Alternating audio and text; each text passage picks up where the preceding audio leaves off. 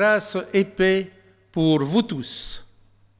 Interdit de nous rassembler dans ce temple pour célébrer notre culte dominical, nous restons en commun avec les autres grâce aux réseaux sociaux.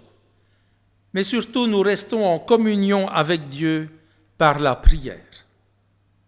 Et nous voulons ensemble célébrer ce dimanche au nom de Dieu le Père, le Fils et l'Esprit Saint.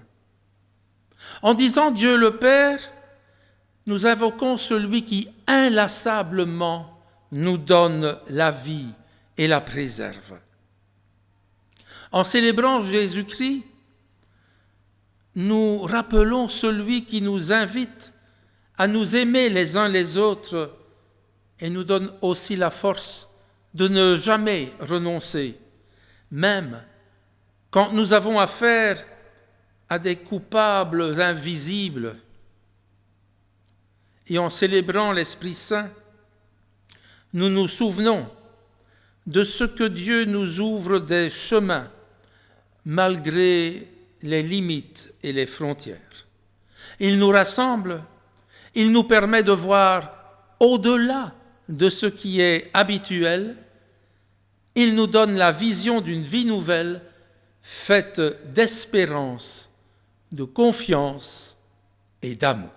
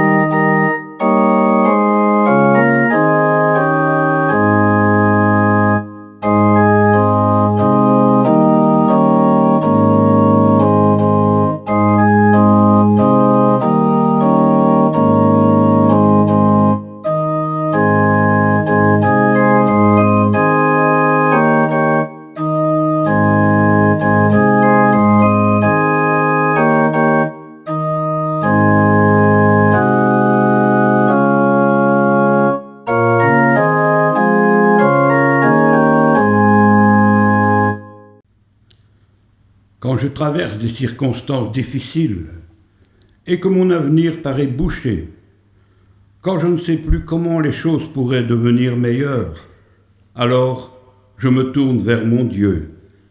Car il ne nous a pas donné l'esprit de la défaite, mais l'esprit de force. Quand les autres m'ennuient et j'aurais envie de leur jouer des tours, quand je me sens impatient et agressif, alors je me tourne vers mon Dieu. Car il ne nous a pas donné l'esprit de la défaite, mais l'esprit de force et d'amour. Quand j'aurai envie d'agir par coup de tête, quand je ne sais plus où donner de la tête, quand toutes sortes de choses font pression sur moi pour que j'agisse sans réfléchir, alors je me tourne vers mon Dieu. Car il ne nous a pas donné l'esprit de la défaite, mais l'esprit de force et d'amour.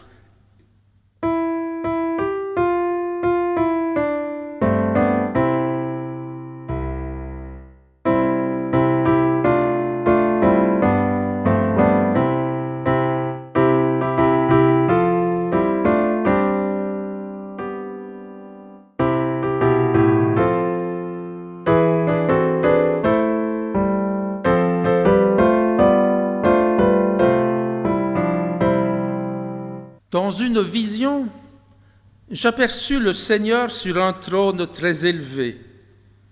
Les pans de son manteau remplissaient le temple. Des anges flamboyants se tenaient au-dessus de lui. Ils avaient chacun 6 ailes. 2 leur servaient à cacher leur visage, 2 à se voiler le corps et 2 à voler. Ils criaient l'un à l'autre, « Saint, Saint, Saint est le Seigneur de l'univers, la terre entière est remplie de sa gloire. » Leur voix faisait trembler les portes sur leurs pivots, et le temple se remplit de fumée. Je dis alors, hélas, me voilà condamné au silence, car mes lèvres sont impures pour me joindre à cette louange, et j'appartiens à un peuple dont les lèvres sont aussi impures. Or j'ai vu de mes yeux le roi, le Seigneur de l'univers. Mais l'un des anges flamboyants vola vers moi. Avec des pincettes, il tenait une braise qu'il avait prise sur l'autel. Il en toucha ma bouche et me dit, « Ceci a touché tes lèvres, ton indignité est supprimée, ton péché est effacé. » Alors, j'entendis le Seigneur demander, « Qui vais-je envoyer? Qui sera notre porte-parole ?» « Moi, répondis-je, tu peux m'envoyer. » Seigneur, ce jour nous rappelle que tu as donné l'esprit qui fait vivre vraiment. Nous remarquons bien ce qui nous manque. Nous t'apportons nos vies insatisfaites. Car quand nous nous réjouissons, nous ne rions pas de tout cœur. Quand nous aimons, ce n'est pas du tout notre être. Quand nous sommes tristes, nous n'exprimons pas vraiment notre peine. Nous nous assommons de médicaments pour ne pas pleurer. Nous parlons du don de l'esprit, mais l'enthousiasme nous manque.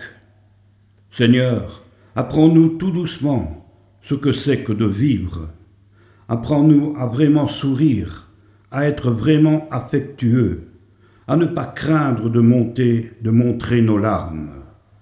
Réapprends-nous tout doucement ce que c'est que de vivre. Seigneur, aie pitié de nous.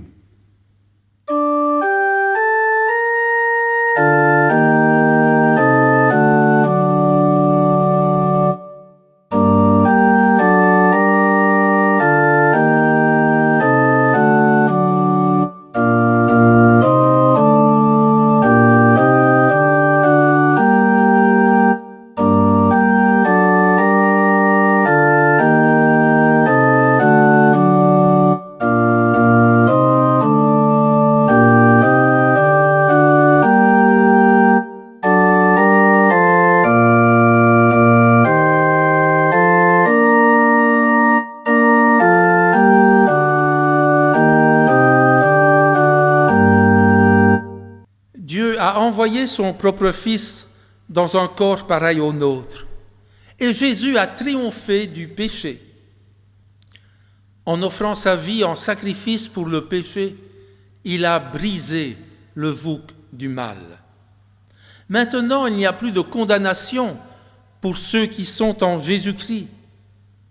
Quand l'Esprit de Dieu qui a ressuscité Jésus d'entre les morts habite en nous, il fait vivre nos corps d'une vie nouvelle.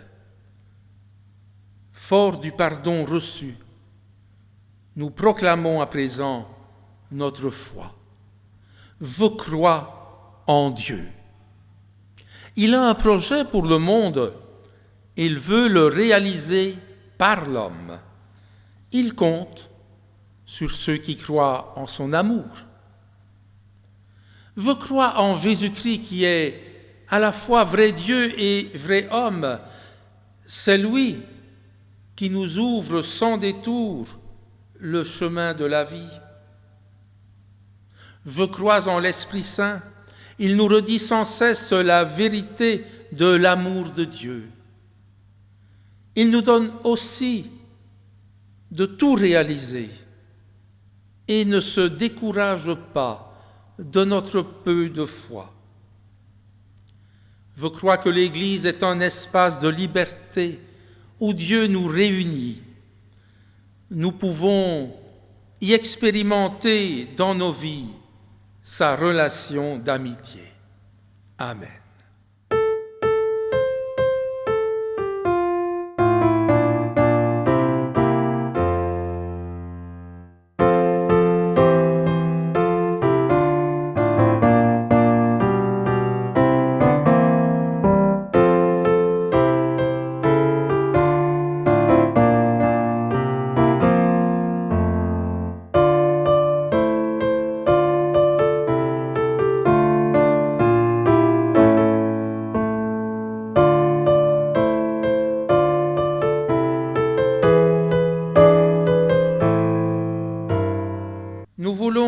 prier ensemble avant d'ouvrir l'Écriture sainte.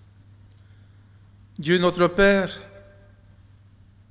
par ton Esprit, tu as répandu ton amour dans nos cœurs. Donne-nous de vivre de la vie même de Jésus pour porter en tout lieu la louange de ton nom. Gloire à toi, notre Père.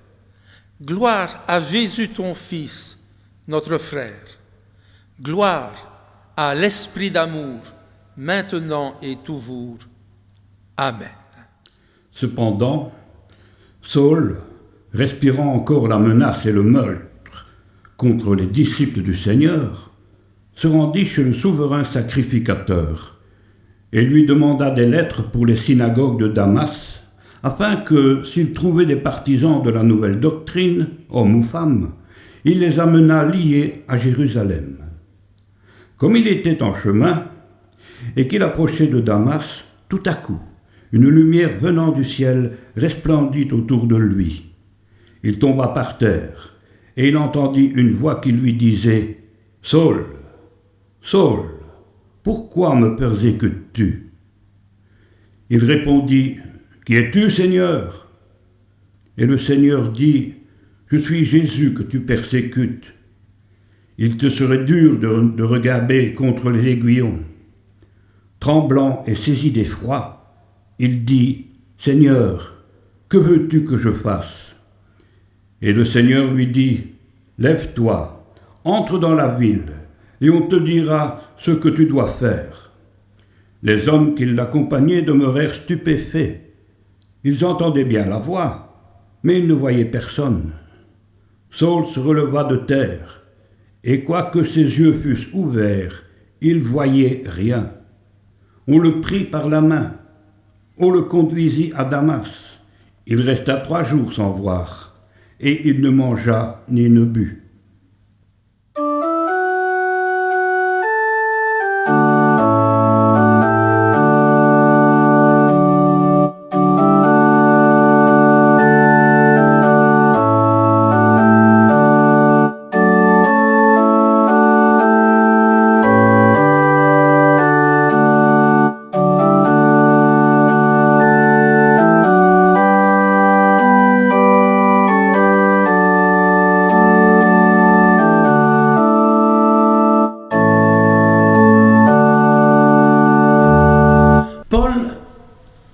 Nommé Saul au départ, est un rabbin dont la vie est bourrée de certitudes. De par son éducation, il connaît la loi de Moïse, la Torah. Il connaît les interprétations qu'en donnent les grands rabbis de Jérusalem. Il est vraiment bourré de certitudes. Il fait partie du bon peuple, celui que Dieu a élu. Il connaît la bonne loi, les bons préceptes révélés par Dieu au Sinaï. Et en persécutant les chrétiens, il est convaincu de mener le bon combat, celui de la vérité avec un grand V contre l'erreur. Il chemine sur le chemin de Damas sans se douter que sa vie va basculer en quelques instants.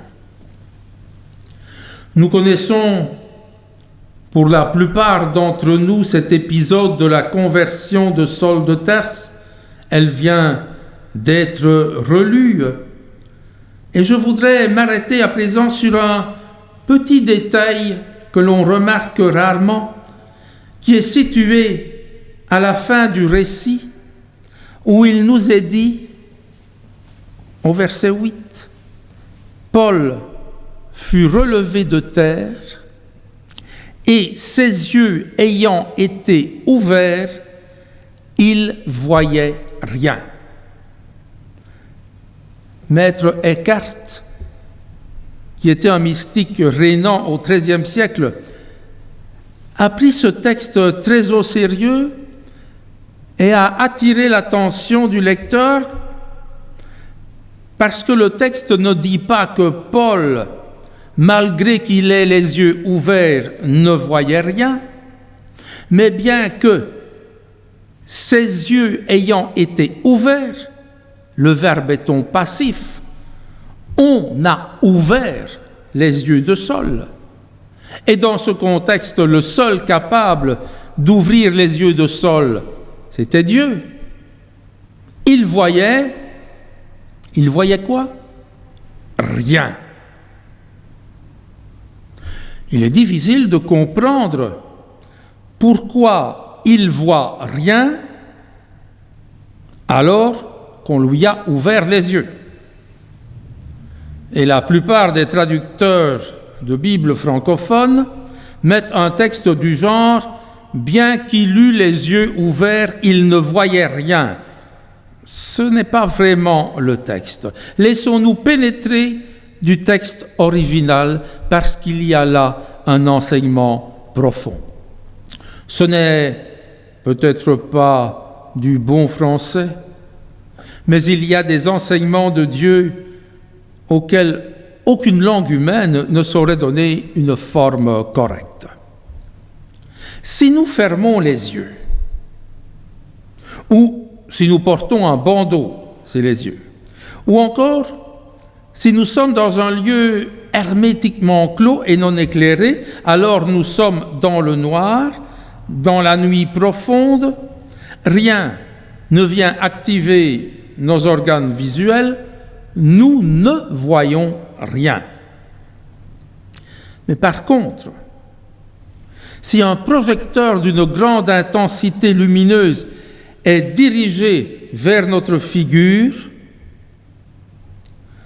notre système visuel est activé. Nous voyons.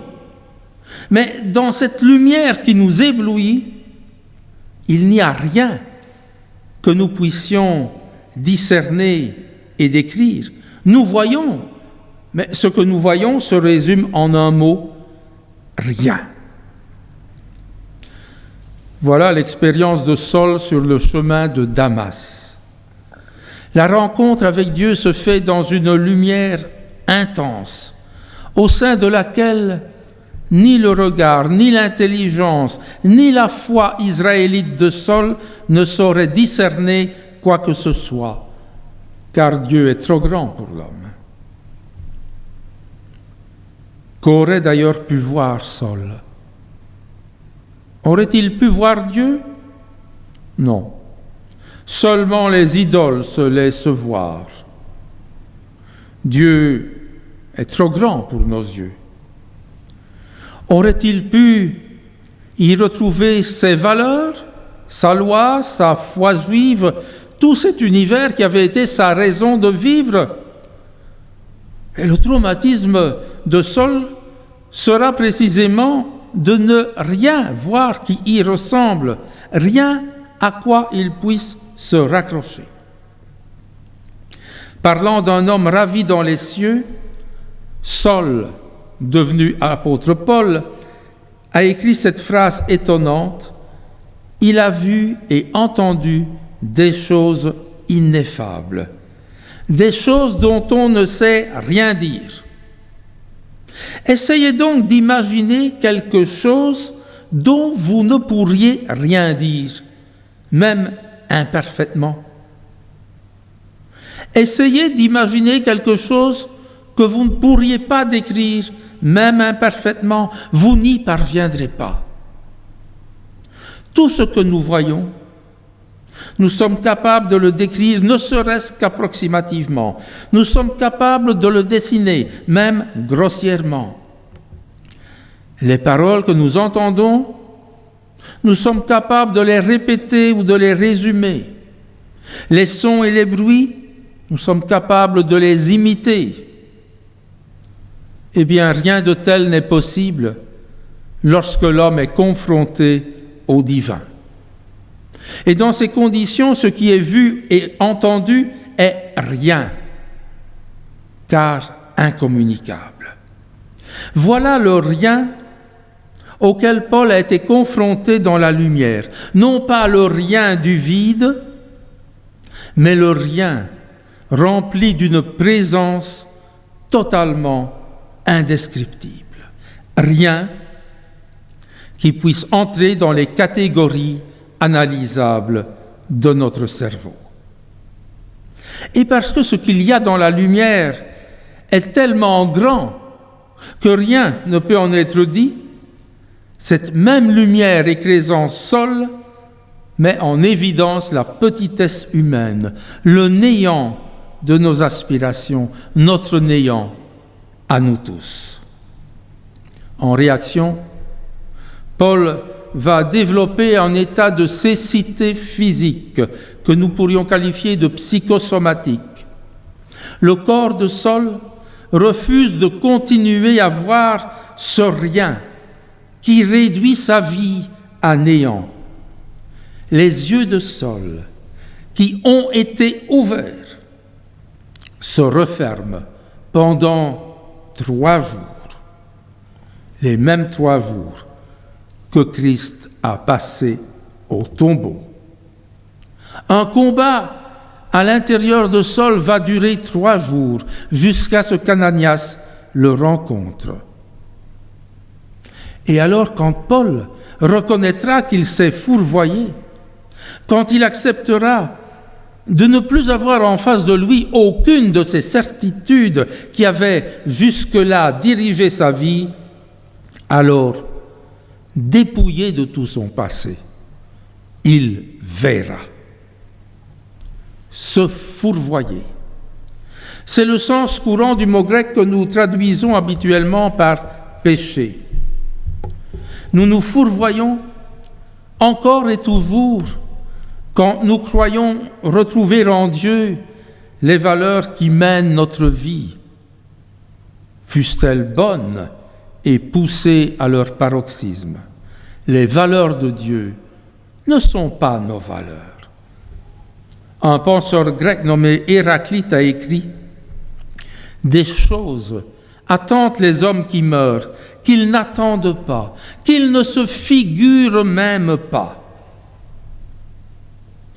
Le but du salut, c'est de nous faire partager des valeurs toutes nouvelles, inconnues de l'univers humain. Je fais toutes choses nouvelles. Remarquons que l'Apocalypse ne nous décrit pas positivement ce que sera la vie dans la Jérusalem céleste. Il prend ce qui constitue notre quotidien actuel et il le met au négatif. À la mort, elle ne sera plus. Il n'y aura plus ni deuil, ni plainte, ni souffrance. Ce qui était autrefois a définitivement disparu. Alors celui qui siège sur le trône déclare « Voici, je renouvelle toutes choses. » De même, Jésus ne nous décrit pas la vie dans le royaume de Dieu. Il ne nous dit pas ce qu'il y a dans la lumière, mais il revient dans notre obscurité, dans notre existence pour nous dire « ce ne sera plus ». Parlant de réalité pourtant indiscutable de la vie, Paul pousse l'audace jusqu'à nier leur existence. Il écrit aux Galates au chapitre 3 qu'il n'y a plus ni juif ni grec, qu'il n'y a plus d'esclaves ni d'hommes libres, qu'il n'y a plus ni homme ni femme, car vous êtes un en Jésus-Christ. Et pourtant, s'il y a des réalités dont nous disons qu'elles crèvent les yeux, ce sont celles de nos origines d'abord. On a beau avoir la possibilité de changer de nationalité, rien ne fera couler dans mes veines du sang juif, africain ou asiatique. Je peux changer de nationalité, mais cela ne changera pas mes gènes. On a beau pouvoir réaliser des opérations chirurgicales pour les transsexuels, la nature continue à mettre au monde des hommes et des femmes, sans quoi nous ne serions pas ici. Et même si l'esclavage a fini par officiellement disparaître, il reste des dominants et des dominés. L'Église primitive n'a pas invoqué la suppression de l'esclavage lorsque Paul a renvoyé l'esclave fugitif nommé Onésime vers son maître Philémon. Il a demandé à Philémon d'être magnanime, d'être bon avec son esclave, mais il ne lui a pas demandé de l'affranchir. Or, ces réalités indiscutables, Paul en nie l'existence. Il ne dit pas qu'hommes et femmes, juifs et grecs, esclaves et hommes libres ont les mêmes droits et sont égaux. Il va plus loin. Il n'y a plus ni juifs ni grecs. Il n'y a plus ni esclaves ni hommes libres. Il n'y a plus ni homme ni femme. Quel bouleversement! Et pourquoi cette négation du réel? Parce que nous sommes un en Jésus-Christ. Et encore, prenons le texte sans l'édulcorer, Paul ne dit pas, il n'écrit pas que nous sommes unis, mais que nous sommes un, le nombre un. Nous formons un seul corps, écrira-t-il aux Romains. Ainsi, nous qui sommes plusieurs, nous formons un seul corps. Nous sommes tous membres les uns les autres. En entrant dans le salut, l'homme devient un, à l'image de Dieu.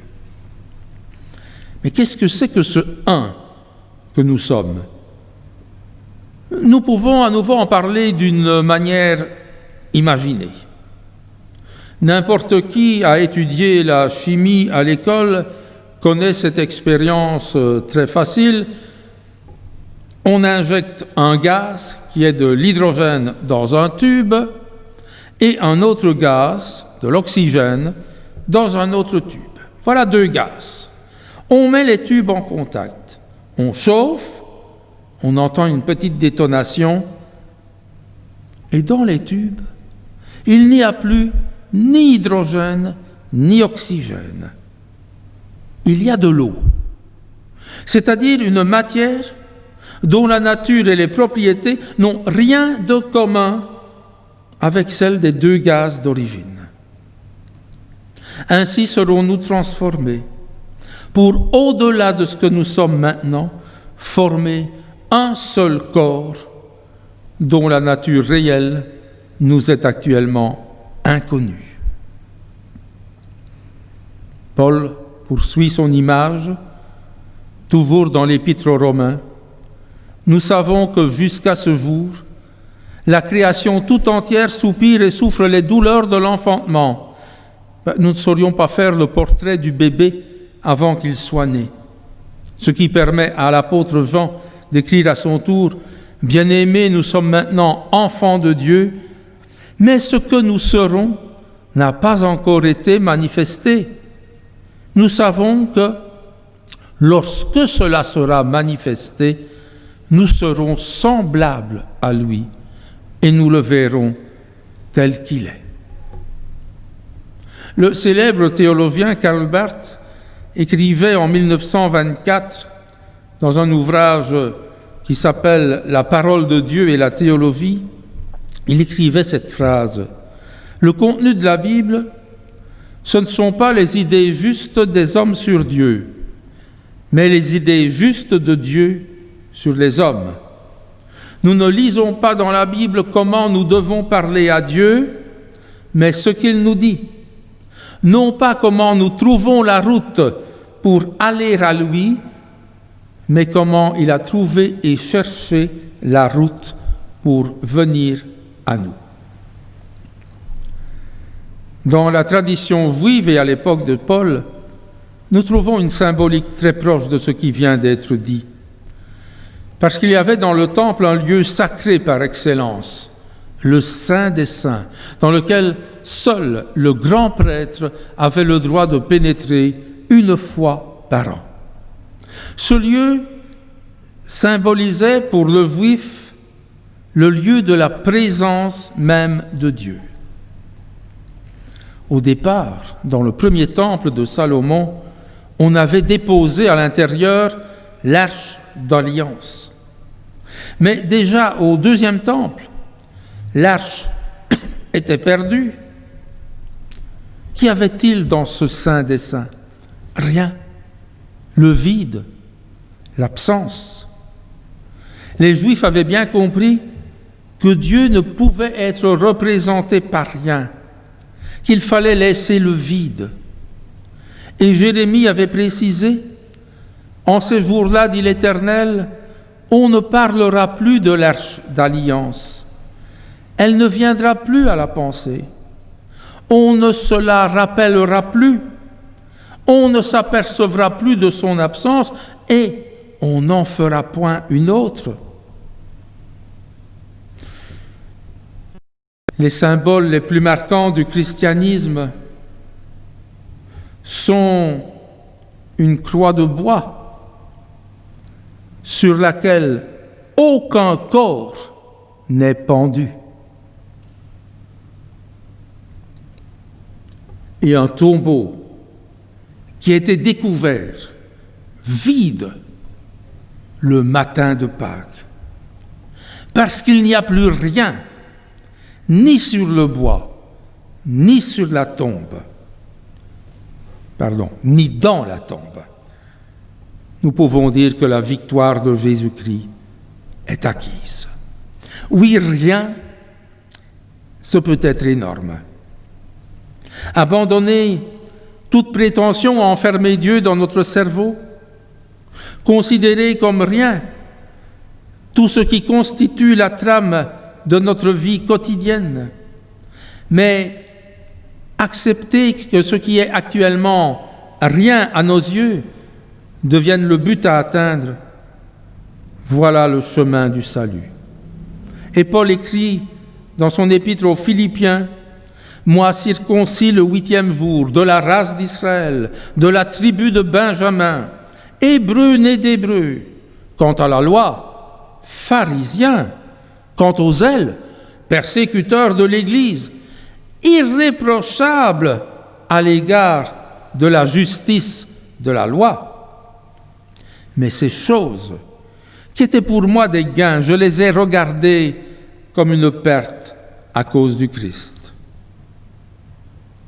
Et comme je regarde toutes choses comme une perte à cause de l'excellence de la connaissance de Jésus-Christ mon Seigneur, pour lequel j'ai renoncé à tout, je les regarde comme de la boue, afin de gagner Christ. Karl Marx parlait de la religion comme de l'opium du peuple, parce qu'il voyait en elle la cause la plus importante des souffrances de l'homme. En substance, sa pensée, c'était que parce que l'homme espère recevoir la vie éternelle avec tous ses bienfaits lorsqu'il sera mort, l'homme ne se révolte pas contre sa condition actuelle. Mais par contre, poursuivait-il, supprimez-lui toute espérance dans l'au-delà. Et sa condition actuelle lui deviendra intenable. Il se révoltera, il brisera tout ce qui le rend malheureux. Ah oui, nous savons ce que dans la pratique sont devenus ces rêves de paradis terrestre marxiste. Mais à la base, cette réflexion ne reposait-elle pas sur une réalité? Nous nous faisons généralement des images d'Épinal avec ce qui nous attend dans le royaume de Dieu. Et pourtant, si nous lisons attentivement le texte du Nouveau Testament, nous verrons qu'à aucun moment le Christ ne nous a laissé la moindre illusion. L'au-delà ne sera pas comme nous le voulons, il sera comme Dieu le voudra. Certains le rejetteront, d'autres seront rejetés. Oui, il y aura des déceptions. Et ces déceptions, ne les anticipons pas nous-mêmes dans le vécu de notre Église. Nous pensons souvent que l'Église devrait être un lieu idyllique, mais la réalité est tout autre. Nous vivons des moments de tension, de conflit, de déception, parce que l'Église, c'est toi, c'est moi, c'est nous, avec nos qualités et nos défauts. La conversion de Paul n'a pas fait de lui un homme parfait. Je ne fais pas le bien que je veux, je fais le mal que je ne veux pas. Malheureux que je suis, qui me délivrera de ce corps de mort? Et nous n'allons pas devenir parfaits du fait de notre conversion, mais nous devenons peu à peu des hommes faits, à défaut d'être parfaits. L'Épître aux Éphésiens précise aussi: Dieu a donné les uns comme apôtres, les autres comme prophètes, les autres comme évangélistes, les autres comme pasteurs et docteurs, pour le perfectionnement des saints, en vue de l'œuvre du ministère et de l'édification du corps du Christ, jusqu'à ce que nous parvenions tous à l'unité de la foi, de la connaissance du Fils de Dieu, à l'état d'homme fait, à la mesure de la stature parfaite de Christ. Le cheminement de Paul est un exemple de cheminement avec Dieu. Paul ne se considérait pas comme un homme extraordinaire. Il nous propose de le rejoindre. « Soyez mes imitateurs comme je le suis moi-même de Christ », écrit-il aux Corinthiens. Mais il ne s'agit pas de vantardise, d'orgueil. Tout simplement, il invitait cette Église quelque peu remuante à accepter, comme il l'avait fait, la place et la mission que Dieu lui avait réservée dans l'Église. Et ce message reste d'actualité aujourd'hui. Acceptons comme lui d'être terrassés par le Christ. Acceptons comme lui l'œuvre qui nous est confiée. C'est ainsi que nous deviendrons des hommes à la stature du Christ. Amen.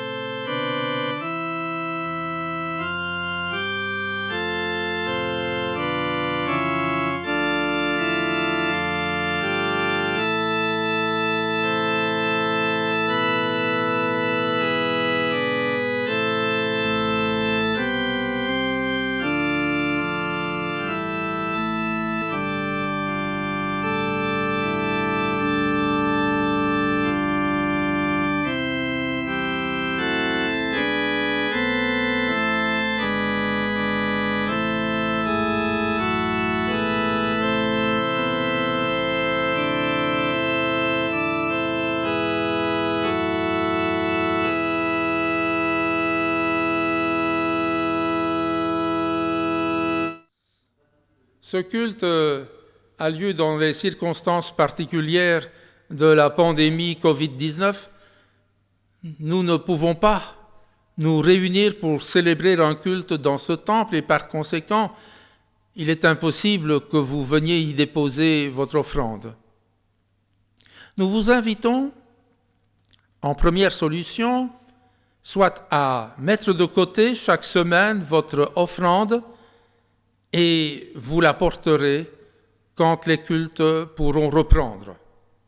Ou deuxième solution, de verser votre offrande sur le compte de l'Église. C'est ainsi que des liquidités continueront à arriver à l'Église pour faire face à ces dépenses. Merci beaucoup. Merci Seigneur. Merci de nous avoir accueillis tels que nous sommes. Tu ne méprises personne. Tu ne tiens personne à l'écart. Tu augmentes en nous la certitude de ton amour et nous rends capables d'aimer à notre tour. Fort de cet amour que tu nous témoignes, nous voulons être maintenant des vrais artisans de la paix et préparer ton royaume parmi les hommes. Béni sois-tu, Seigneur, qui nous a appris à dire « Notre Père qui es aux cieux, que ton nom soit sanctifié, que ton règne vienne, que ta volonté soit faite sur la terre comme au ciel. Donne-nous aujourd'hui notre pain de ce jour. Pardonne-nous nos offenses, comme nous pardonnons aussi à ceux qui nous ont offensés. et ne nous soumets pas à la tentation, mais délivre-nous du mal, car c'est à toi qu'appartiennent le règne, la puissance et la gloire au siècle des siècles. Amen. Chaque journée prépare sa surprise. Mais pour la voir, l'entendre ou la sentir lorsqu'elle survient, il faut l'attendre. Ne craignons pas d'accueillir la surprise de chaque jour, qu'elle arrive sous forme de joie ou de peine. Chaque fois, elle créera en nous un espace nouveau, un espace dans lequel nous pourrons saluer de nouveaux amis et fêter notre communauté humaine.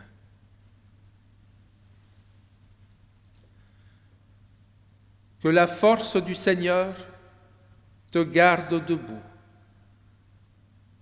Que le regard du Seigneur soit sur toi. Que l'oreille du Seigneur entende ton appel. Que la parole du Seigneur parle pour toi et que la main de Dieu te protège. Amen.